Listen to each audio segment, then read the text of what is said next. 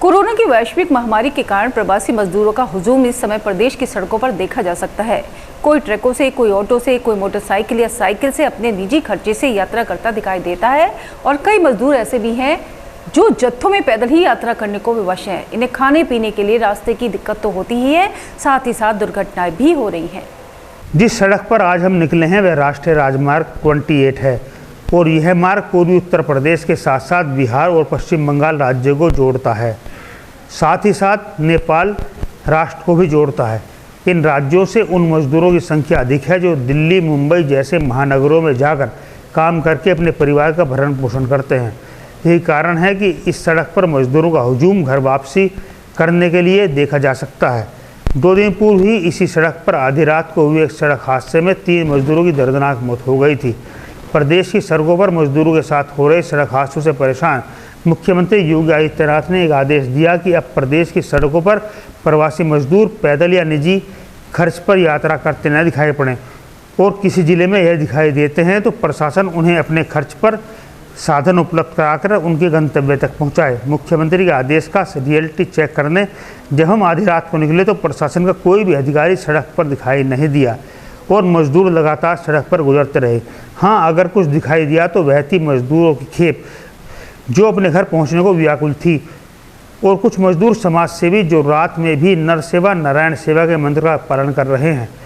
यहाँ एक मजदूरों का जत्था ऐसा मिला जो अपने निजी खर्च पर महाराष्ट्र से टेम्पू से निकला था, लेकिन पूर्वी उत्तर प्रदेश और बिहार राज्य में उन्हें पकड़ लिया गया, जहाँ से वे खुद ही पैदल अपने घर को चले।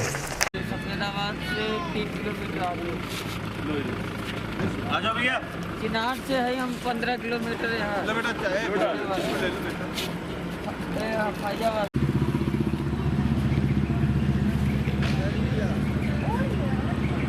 ये लीजिए, चाल लीजिए भैया, चाल लीजिए।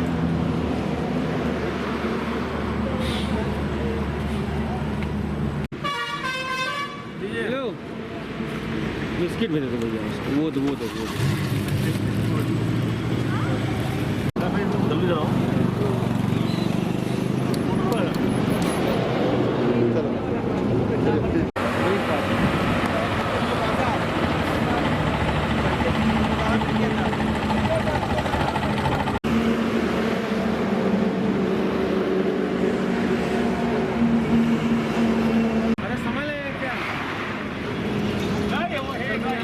यहाँ बहुत लोग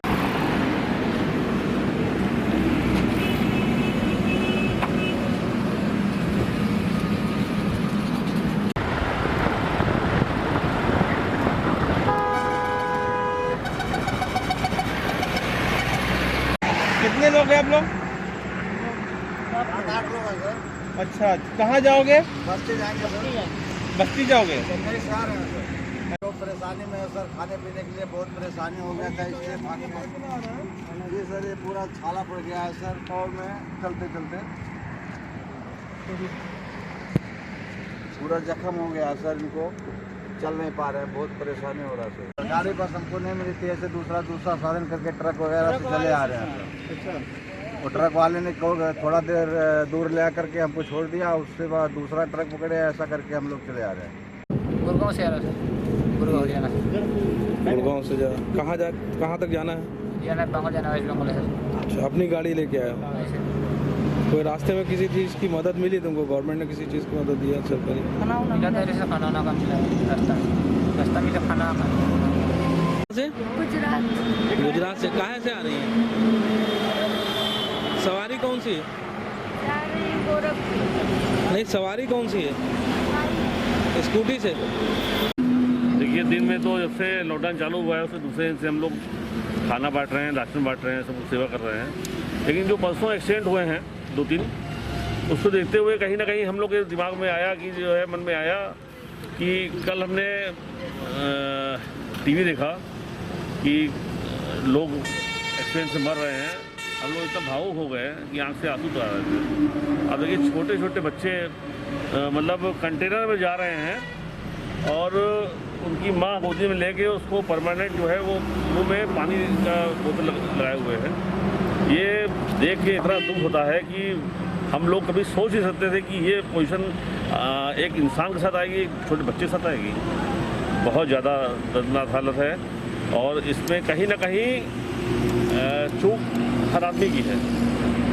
और आज जो है अभी हम लोग रात में शाम को जब लौटे हैं तो मीटिंग सोचा कि जो है वो एक्सीडेंट हो रहे हैं, हम लोग भी कहीं बाहर से लौटते हैं तो रास्ते में ढूंढते हैं कि ढाबे में चाय मिल जाए, लेकिन ढाबे सब बंद है। तो ये विचार बना कि नहीं रात में चाय बनाई जाए और हम लोग निकले 1:30 बजे निकले। पहले मोहम्मद चौकी गए, वहाँ पे कुछ लोग रिक्शे से और ठिलिया से और उससे मेटाडोर से या डाला था उससे जा रहे थे पीछे पे। हम एक डाले में समझिए जिसकी कैपेसिटी, जिसमें मुश्किल से आदमी बैठ भी सकता है, सामान ढोया जाता है, उसमें 25-30 आदमी भरे थे, बिल्कुल जैसे भूसा भरा जाता है।